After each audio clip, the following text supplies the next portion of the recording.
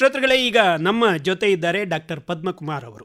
Doctor Padmakumar ಅವರು ಮಾಹೆಯ Manipal institute of ಕಮ್ಯುನಿಕೇಷನ್ನಲ್ಲಿ ಹೆಡ್ PG ಪ್ರೋಗ್ರಾಮ್ ಆಗಿದ್ದಾರೆ. ಜೊತೆಗೆ ಅವರು ಅಲ್ಲಿಯ ಅಡ್ಮಿಷನ್ ಕೋಆರ್ಡಿನೇಟರ್, PhDಯ ಮೀಡಿಯಾ ಸ್ಟಡೀಸ್ನಲ್ಲಿ ಕೂಡ ಇದ್ದಾರೆ. ಹಾಗೆಯೇ ಅವರು ಅಂಡರ್ ಗ್ರ್ಯಾಜುಯೇಟ್ ಹಾಗೂ ಪೋಸ್ಟ್ ಗ್ರ್ಯಾಜುಯೇಟ್ಗಳಿಗೆ ಪ್ರಾಧ್ಯಾಪಕರಾಗಿ ಕೂಡ ಇದ್ದಾರೆ. ಜೊತೆಗೆ ಇವರು ರೇಡಿಯೋ ಪ್ರೋಗ್ರಾಮ್ಗಳ ಮೇಲೆ PhDಯನ್ನು ಮಾಡಿದ್ದಾರೆ. ಸುಮಾರು 15 ವರ್ಷಗಳ ಅನುಭವ ಅವರಿಗೆ ಈ ಒಂದು ವಿಭಾಗದಲ್ಲಿದೆ. ಜೊತೆಗೆ ಅವರು ಹಿಂದೆ 6 ವರ್ಷಗಳ ಕಾಲ ರೇಡಿಯೋದಲ್ಲಿ ಪ್ರೋಗ್ರಾಮ್ ಡೈರೆಕ್ಟರ್ ಆಗಿ ಕೂಡ ಕೆಲಸ ಮಾಡಿದವರು. ಮುಖ್ಯವಾಗಿ ಈ ಮಾಧ್ಯಮ ಅನ್ನುವಂಥ ಒಂದು ವಿಭಾಗ ಯಾವ ರೀತಿಯಲ್ಲೆಲ್ಲ ಬೆಳೆದು ಬಂದಿದೆ, ಮುಂದೆ ಯಾವ ರೀತಿಯಲ್ಲಿ ಹೋಗಬಹುದು, ಮತ್ತು ಇದರಲ್ಲಿ ಈಗ ಆಪರ್ಚುನಿಟಿಗಳು, ಅವಕಾಶಗಳು ಏನಿದ್ದಾವೆ ಅನ್ನೋದನ್ನು ಅವರ ಜೊತೆ ಮಾತಾಡ್ತಾ ತಿಳಿಯೋಣ. ನಮಸ್ಕಾರ ಡಾಕ್ಟರ್ ಪದ್ಮಕುಮಾರ್ ಅವರೇ. ನಮಸ್ಕಾರ ಸರ್. ಸರ್, ಈಗ ನಾವು ಮೊದಲೇ ಹೇಳಿದ ಹಾಗೆ ಮಾಧ್ಯಮ ಅನ್ನುವಂಥದ್ದು ಈಗ ತುಂಬ ಚೇಂಜ್ ಆಗ್ತಾ ಇದೆ. ಮೀಡಿಯಾ ಅನ್ನುವಂಥದ್ದು ಮೊದಲು ಒಂದು ಚಿಕ್ಕ ಒಂದು ಸಬ್ಜೆಕ್ಟ್ ಆಗಿತ್ತು, ಈಗ ದೊಡ್ಡ ವೈಡ್ ಸಬ್ಜೆಕ್ಟ್ ಆಗಿ ಬಂದಿದೆ. ಈ ಮೀಡಿಯಾದಲ್ಲಿ ಏನೇನು ಕೋರ್ಸ್ಗಳೆಲ್ಲ ಇದ್ದಾವೆ ಸರ್? ಮೀಡಿಯಾದಲ್ಲಿ ಸರ್ ಈಗ ನೋಡುವಾಗ BA MA ಲೆವೆಲ್ ಉಂಟು, ಅಂಡರ್ ಗ್ರ್ಯಾಜುಯೇಟ್ ಲೆವೆಲ್ ಇದೆ, ಪೋಸ್ಟ್ ಗ್ರ್ಯಾಜುಯೇಷನ್ ಲೆವೆಲ್ ಇದೆ, PhD ಲೆವೆಲ್ ತನಕ ಉಂಟು. ಸೊ BAದಲ್ಲಿ ನೋಡುವಾಗ BA ಮೀಡಿಯಾ ಆ್ಯಂಡ್ ಕಮ್ಯುನಿಕೇಷನ್ ಇದೆ, BSc visual communication, BVOC digital media, BVOC mass communication ಅಂತ ಇದೆ. ಸೊ ಪೋಸ್ಟ್ ಗ್ರ್ಯಾಜುಯೇಷನ್ ಲೆವೆಲ್ಲಿ MA media and communication, MSc visual communication ಆ ಥರ ಇದೆ. PhD ನಿಮಗೆ ಗೊತ್ತು, ಎನಿ ಫೀಲ್ಡಲ್ಲಿ ಮಾಡ್ಬೋದು. ಈಗ ನೀವು ಹೇಳಿದ್ರಿ ವಿಷುವಲ್ ಕಮ್ಯುನಿಕೇಷನ್ ಅನ್ನುವಂಥದ್ದು ಒಂದು, ಮತ್ತು ಮೀಡಿಯಾ ಆ್ಯಂಡ್ ಕಮ್ಯುನಿಕೇಷನ್, ಇದು ಏನು ವ್ಯತ್ಯಾಸಗಳು? ಸೊ ವಿಷುವಲ್ ಕಮ್ಯುನಿಕೇಷನ್ ಅಂತ ಹೇಳಿದರೆ ಅದು ದೃಶ್ಯ ಮಾಧ್ಯಮಗಳ ಬಗ್ಗೆ ಪಾಠ ಮಾಡೋದು. ಫೋಟೋಗ್ರಫಿ, ವಿಡಿಯೋ, ಅದರಲ್ಲಿ ಟೆಲಿವಿಷನ್, ಎಂಫಸಿಸ್ ಡಿಸೈನಿಂಗ್, ಅದರಲ್ಲೆಲ್ಲ ಎಂಫಸಿಸ್ ಬರ್ತಾರೆ BSc visual communication. BA media and ಕಮ್ಯುನಿಕೇಷನಲ್ಲಿ ಪ್ರಿಂಟ್ ಮೀಡಿಯಾ, ಪ್ರಿಂಟ್ ವಿಭಾಗ, ಪತ್ರ ಮಾಧ್ಯಮಗಳು, ಮತ್ತು ಅದರಲ್ಲಿ ಕೂಡ ದೃಶ್ಯ ಮಾಧ್ಯಮಗಳು ಬರ್ತದೆ, ಅಡ್ವರ್ಟೈಸಿಂಗ್, ಪಬ್ಲಿಕ್ ರಿಲೇಷನ್ಸ್ ಅದೆಲ್ಲ ಬರ್ತದೆ. So media and communication, media and ಕಮ್ಯುನಿಕೇಷನಲ್ಲಿ ಜನರಲಿ ಆಡಿಯೋ, ವಿಷುವಲ್ ಮೀಡಿಯಾ ಎಲ್ಲ ಇರ್ತದೆ. ವಿಷುವಲ್ ಕಮ್ಯುನಿಕೇಷನಲ್ಲಿ ಲಾರ್ಜ್ಲಿ ವಿಷುವಲ್ ಕಮ್ಯುನಿಕೇಷನ್ ಇರ್ತದೆ. ಮೊದಲು ನಾವು ಮಾಸ್ ಕಮ್ಯುನಿಕೇಷನ್ ಅನ್ನುವಂಥ ಒಂದು ಡಿಗ್ರಿ ಇತ್ತು, MA ಅಥವಾ BA ಯಲ್ಲೂ ಕೂಡ ಹೇಳುವಂಥದ್ದು.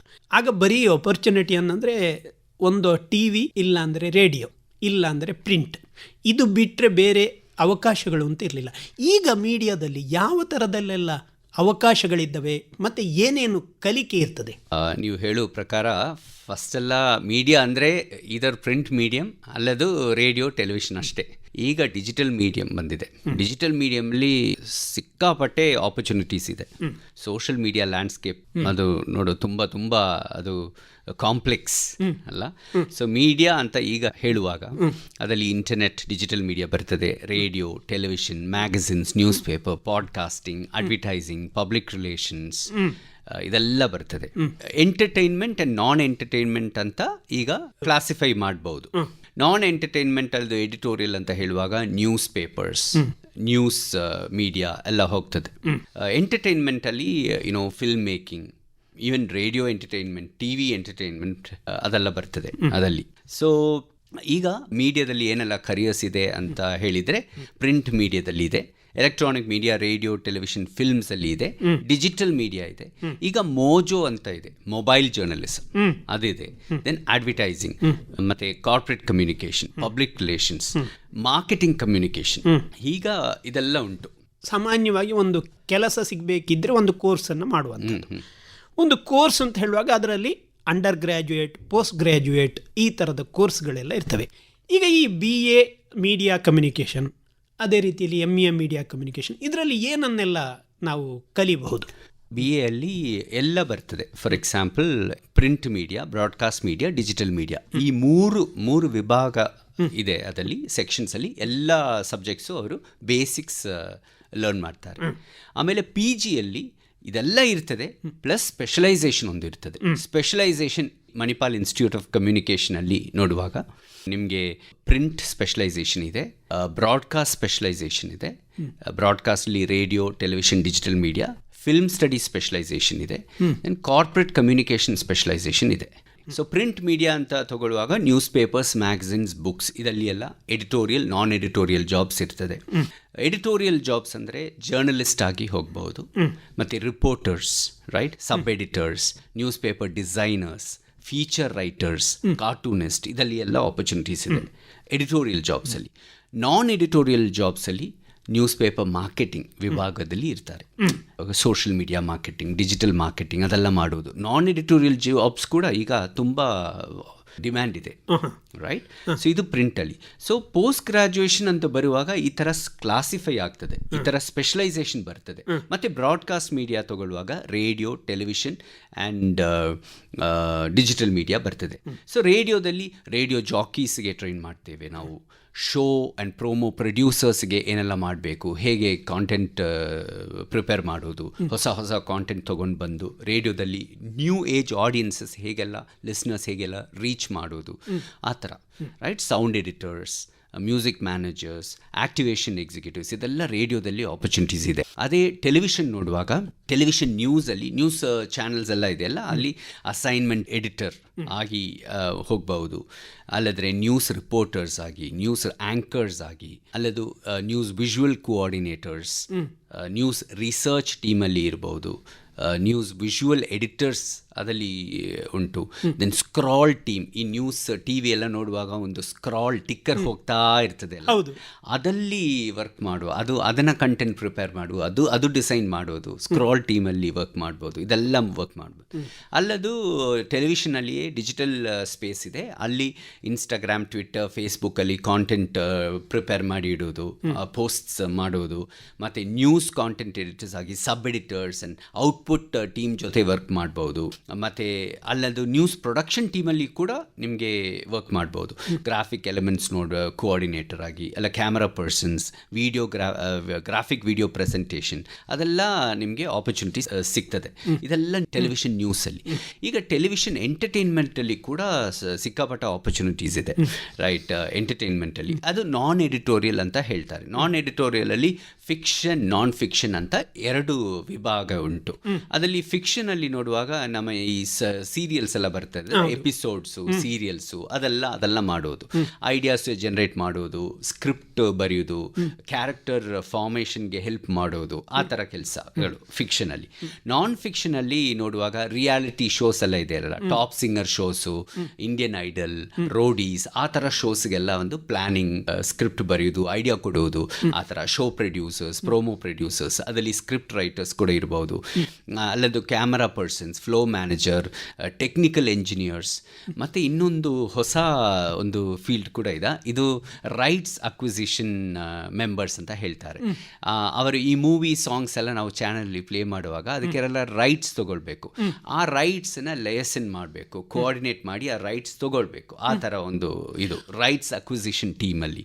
ಮತ್ತು ವಿಡಿಯೋ ಎಡಿಟರ್ಸ್, ದೆನ್ ಅದರಲ್ಲಿ ಕೂಡ ಮಾರ್ಕೆಟಿಂಗ್ ಉಂಟು, ಅಲ್ಲ ಗ್ರಾಫಿಕ್ ಡಿಸೈನರ್ಸ್, ದೆನ್ ಕ್ವಾಲಿಟಿ ಚೆಕ್ಕಲ್ಲಿ ಕೂಡ ವರ್ಕ್ ಮಾಡ್ಬೋದು. ಹೇಗೆ ನಾವು ಈಗ ಕಂಟೆಂಟ್ ರೆಡಿ ಮಾಡಿ ಇಡ್ತಾರೆ, ಆ ಕ್ವಾಲಿಟಿ ಹೇಗೆ ಇದೆ ಅಂತ ಚೆಕ್ ಮಾಡಲಿಕ್ಕೆ ಒಂದು ನಾಲೆಜ್ ಎಲ್ಲ ಬೇಕು. ಸೊ ಅದೆಲ್ಲ ಕೂಡ ನಾವು ಪೋಸ್ಟ್ ಗ್ರಾಜ್ಯುಯೇಷನ್ ಲೆವೆಲಲ್ಲಿ ಟೀಚ್ ಮಾಡ್ತೇವೆ. ದೆನ್ ಡಿಜಿಟಲ್ ಮೀಡಿಯಾ ತಗೊಳ್ಳುವಾಗ ಅದು ವೆಬ್ಸೈಟ್ಸು, ನ್ಯೂಸ್ ವೆಬ್ಸೈಟ್ಸ್ ಅಂತ ಇದೆ. ಡಿಜಿಟಲ್ ಮೀಡಿಯಾದಲ್ಲಿ ಕೂಡ ಎಂಟರ್ಟೈನ್ಮೆಂಟ್, ನಾನ್ ಎಂಟರ್ಟೈನ್ಮೆಂಟ್ ಅಂತ ಕ್ಲಾಸಿಫೈ ಮಾಡ್ಬೋದು ನಾವು.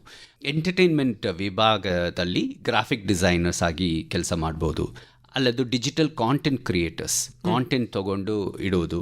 ದೆನ್ ಸೋಷಿಯಲ್ ಮೀಡಿಯಾ ಎಕ್ಸಿಕ್ಯೂಟಿವ್ಸ್, ಹೇಗೆಲ್ಲ ನಾವು ಪೋಸ್ಟ್, ಈಗ ಸೋಷಿಯಲ್ ಮೀಡಿಯಾ ಫೇಸ್ಬುಕ್ ಇದೆ, ಇನ್ಸ್ಟಾಗ್ರಾಮ್ ಇದೆ, ಅದರಲ್ಲಿ ಒಂದು ಪೋಸ್ಟ್ ಹಾಕಿ ಅದನ್ನೇ ಹೇಗೆ ರೀಚ್ ಮಾಡೋದು, ಅದನ್ನು ಆನಲಿಟಿಕ್ಸ್ ಅಂತ ಹೇಳ್ತಾರೆ, ಡಿಜಿಟಲ್ ಆನಲಿಟಿಕ್ಸ್, ಎಷ್ಟು ಜನ ನೋಡಿದ್ರು, ಎಷ್ಟು ಜನ ರೆಸ್ಪಾಂಡ್ ಮಾಡಿದರು, ಎಷ್ಟು ಜನ ಅದನ್ನು ಲೈಕ್ ಶೇರ್ ಮಾಡಿದರು, ಅದನ್ನ ಬಗ್ಗೆ ಒಂದು ಅನಾಲಿಸಿಸ್ ಮಾಡಿಬಿಟ್ಟು ಅದು ಸೊ ಡಿಜಿಟಲ್ ಮೀಡಿಯಾ ಆನಲಿಟಿಕ್ಸ್ ಅಂತ ಹೇಳ್ತಾರೆ. ಸೊ ಅದಲ್ಲಿ ಮಾಡ್ಬೋದು social media executives.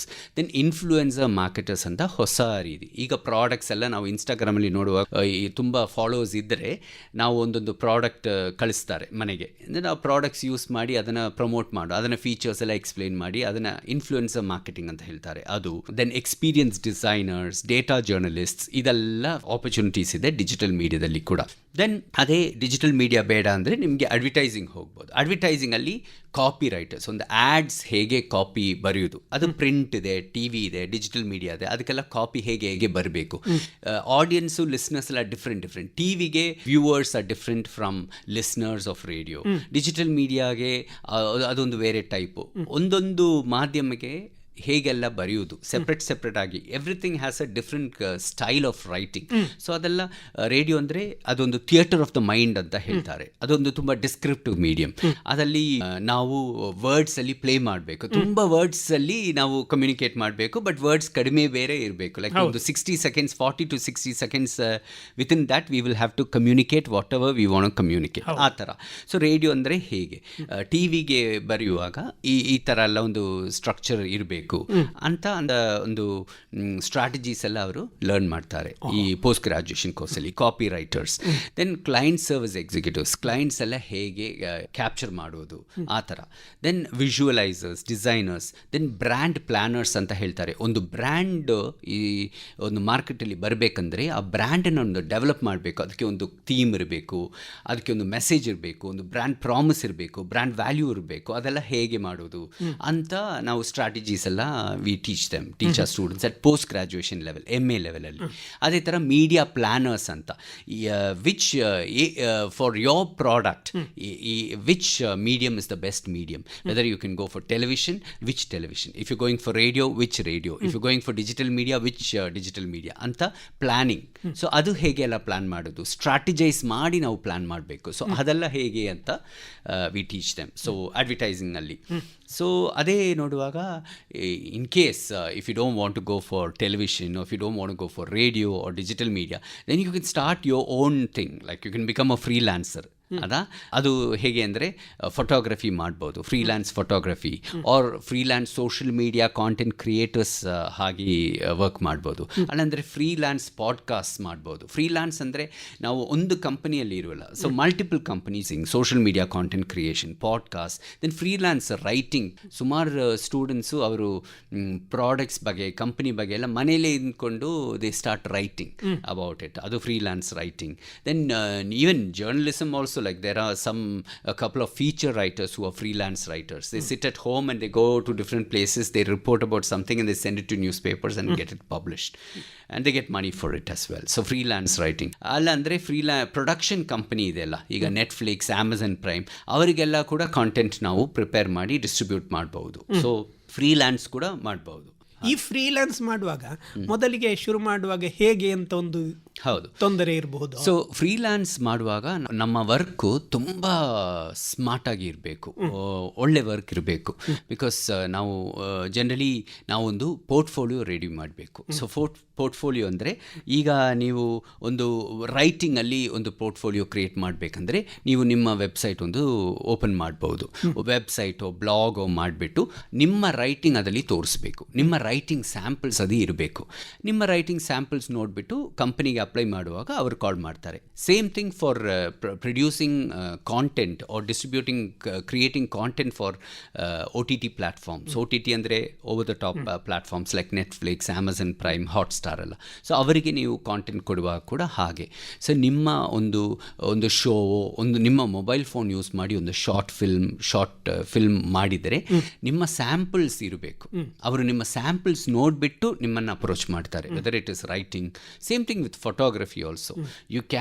You can start your own studio, provided you have a good portfolio. So you have enough photographs to showcase, and ಆ ಫೋಟೋಗ್ರಾಫ್ಸ್ ಎಲ್ಲ ಚೆನ್ನಾಗಿ ಅದು ಸೋಷಿಯಲ್ ಮೀಡಿಯಲ್ಲಿ ಪಬ್ಲಿಸೈಸ್ ಮಾಡಿ ಆ ಲಿಂಕ್ಸ್ ಅವರಿಗೆ, ಕಂಪನಿನವರಿಗೆ ಕೊಟ್ಟರೆ ಸಾಕು.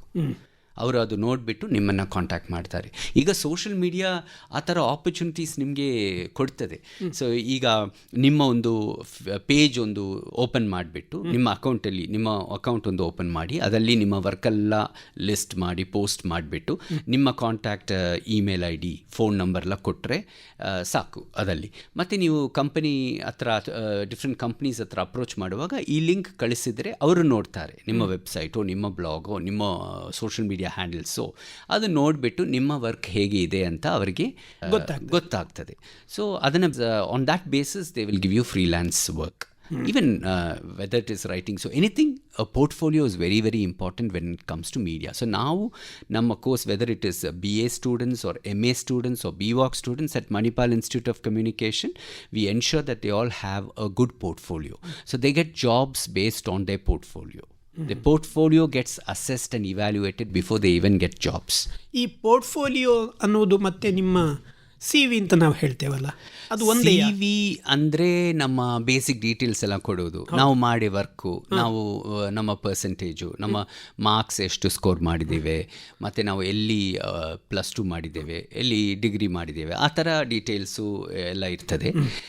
ಮತ್ತು ಈಗ ಮೀಡಿಯಾನವರು ಅವರಿಗೆ ನಿಮ್ಮ ವರ್ಕ್ ನೋಡಬೇಕು. ಆ work, whether it is a radio show, ನಿಮಗೆ ಒಂದು ರೇಡಿಯೋ ಚಾನಲಲ್ಲಿ ಒಂದು RJ ಆಗಿ ಜಾಯಿನ್ ಮಾಡಲಿಕ್ಕೆ ನಮಗೆ ಇಂಟ್ರೆಸ್ಟ್ ಉಂಟು. ಆವಾಗ ನಿಮ್ಮ ಒಂದು ಪಾಡ್ಕಾಸ್ಟ್ ಇದ್ದರೆ ಅದು ಅವರು ನೋಡ್ಬೋದು. And when they listen to your podcast, they will know whether you are an RJ material or not. and they can select you. So same thing, portfolio anta heluvaga along with CV is different from a portfolio andre nama work, whether it is audio shows or whether it is social media reels or it could be a short film, enadru naavu ಮಾಡಿದ್ದು or a writing samples which has been published in blogs, adella portfolio. ಅಲ್ಲಂದರೆ ನಾವು social ಮೀಡಿಯಾದಲ್ಲಿ reels, social ಮೀಡಿಯಾದಲ್ಲಿ ಒಂದು post ಎಲ್ಲ ಇಟ್ಟು ತೋರಿಸ್ಬೋದು. Photography ಅಂದರೆ ನೀವು photos ತೊಗೊಂಡು ಅದು ಇನ್ಸ್ಟಾಗ್ರಾಮಲ್ಲಿ ಹಾಕಿದರೆ ಅದೊಂದು ಪೋರ್ಟ್ಫೋಲಿಯೋ. ಸೊ ಆ ಥರ. ಸೊ ನಿಮ್ಮ ವರ್ಕು ಅದು ನೋಡಬೇಕು. They pay you very well. ಇದ್ರ ಜೊತೆ ನೀವೀಗ ಮಾರ್ಕೆಟಿಂಗ್ ಅನ್ನುವಂಥ ಒಂದು ಫೀಲ್ಡ್ ಅನ್ನು ಕೂಡ ಹೇಳಿದ್ರಿ, ಇದು ಕೂಡ ಈ ನಮ್ಮ ಮೀಡಿಯಾ ಕಮ್ಯುನಿಕೇಷನ್ ಅಲ್ಲೇ ಬರ್ತದ, ಹೇಗೆ ಅದು? Marketing communication, media and communication integral part. ಈಗ ನಾವು ಕಾಂಟೆಂಟ್ಗೆ ಪ್ಲ್ಯಾನ್ ಮಾಡೋದು ಒಂದು, ಪ್ಲ್ಯಾನ್ ಮಾಡಿಬಿಟ್ಟು ಅದು ಎಕ್ಸಿಕ್ಯೂಟ್ ಮಾಡಿ ರೆಕಾರ್ಡ್ ಮಾಡಿ ಎಡಿಟ್ ಮಾಡಿ ಆಮೇಲೆ ಪ್ರಾಡಕ್ಟ್ ಕೈಲಿ ಬಂತು, ಆ ಪ್ರಾಡಕ್ಟನ್ನ ಸೇಲ್ ಮಾಡಬೇಕು, ಆ ಪ್ರಾಡಕ್ಟನ್ನು ಮಾನಿಟೈಸ್ ಮಾಡಬೇಕು, ಅದು ಇಂಪಾರ್ಟೆಂಟ್. ಸೊ ಅದು ನಮ್ಮ ಕೋರ್ಸುಗಳಲ್ಲಿ ಒಂದು ಇಂಪಾರ್ಟೆಂಟ್ ಕಾಂಪೊನೆಂಟ್, ಡಿಜಿಟಲ್ ಮಾರ್ಕೆಟಿಂಗ್ ಅಂತ. ಸೊ ಈಗ they prepare good radio programme, so they make a nice film, a short film. That short film has to be promoted very well in order to reach its audiences. ಹೌದು ಅಲ್ಲ? So ಅದಕ್ಕೆ marketing is mandatory. So marketing communication is also a part and parcel of a media and communication course. It teaches how you can become a strategic thinker. ಒಂದು curiosity ಇರಬೇಕು, consistency, agility, ಒಂದು focus, ಒಂದು outward focus, openness, questioning abilities, the breath of the content, ಇದೆಲ್ಲ you should be able to be a very good strategic thinker in order to be successful. ಈ corporate ಸೆಕ್ಟರಲ್ಲೂ ಕೂಡ media ತುಂಬ important ರೋಲನ್ನು ಒಳಗೊಂಡಿದೆ ಅಂತ ಹೇಳ್ತೀರಿ. ಕಾರ್ಪೊರೇಟ್ಗಳಲ್ಲಿ ಮೀಡಿಯಾದ ಜನರ ಅವಶ್ಯಕತೆ ಏನು? ಓಕೆ, ಕಾರ್ಪೊರೇಟ್ ವರ್ಲ್ಡಲ್ಲಿ ನೋಡುವಾಗ ಒಂದೊಂದು ಹೊಸ ಡಿಪಾರ್ಟ್ಮೆಂಟ್ಸ್ ಇದೆ. Earlier companies use to have PR agencies. Now they have, companies themselves have a corporate communication department. So these departments are ಆರ್ಗನೈಸೇಷನ್ದು ಯಾವುದೇ ಕಮ್ಯುನಿಕೇಷನ್ ಇರಲಿ, to communicate with their own employees, to communicate with outside people, to communicate with all the different types of stake holders, community members, government. ಒಂದು company ಇದ್ದರೆ company has to communicate ಅಲ್ಲ, has to communicate with everybody. So ಎಲ್ಲ stake holders ಇದ್ದಾರಲ್ಲ, ಅವರತ್ತೆಲ್ಲ ಹೇಗೆಲ್ಲ communicate ಮಾಡೋದು, what are the ways in which you can communicate, effectively communicate ಅಂತ ಒಂದು ಪ್ಲ್ಯಾನಿಂಗ್ ಇದೆ. ಸೊ ಅದು ಕಾರ್ಪೊರೇಟ್ ಕಮ್ಯುನಿಕೇಷನ್ ಡಿಪಾರ್ಟ್ಮೆಂಟೇ ಮಾಡೋದು. ಸೊ ಕಾರ್ಪೊರೇಟ್ ಕಮ್ಯುನಿಕೇಷನ್ ಡಿಪಾರ್ಟ್ಮೆಂಟ್ ಒಂದು ಕಂಪನಿಗೆ ನಾಟ್ ಜಸ್ಟ್ ಕಮ್ಯುನಿಕೇಷನ್, ಈ ಕಂಪನಿಯಲ್ಲಿ ಏನಾದರೂ ಒಂದು ಪ್ರಾಬ್ಲಮ್ ಆಗಿದರೆ ಆ ಪ್ರಾಬ್ಲಮ್ ಬಗ್ಗೆ ಕೂಡ ಕಮ್ಯುನಿಕೇಟ್ ಮಾಡಬೇಕು. The customer who's buying the product of that particular company will think twice if some problem has happened. So that company is responsible for communicating with the customer. So how do we communicate with the customers when a problem happens? How can we build the reputation of a company? ಇದೆಲ್ಲ corporate communication ಅಲ್ಲಿ ಬರ್ತದೆ. So how to communicate internally as well as externally ಅಂತ. ಇದರ ಜೊತೆ ಈಗ social media ಅನ್ನುವಂಥದ್ದು ತುಂಬ ಈಗ ಡೆವಲಪ್ ಆಗ್ತಾ ಇದೆ, ತುಂಬ ಪಾಪ್ಯುಲರು ಇದೆ.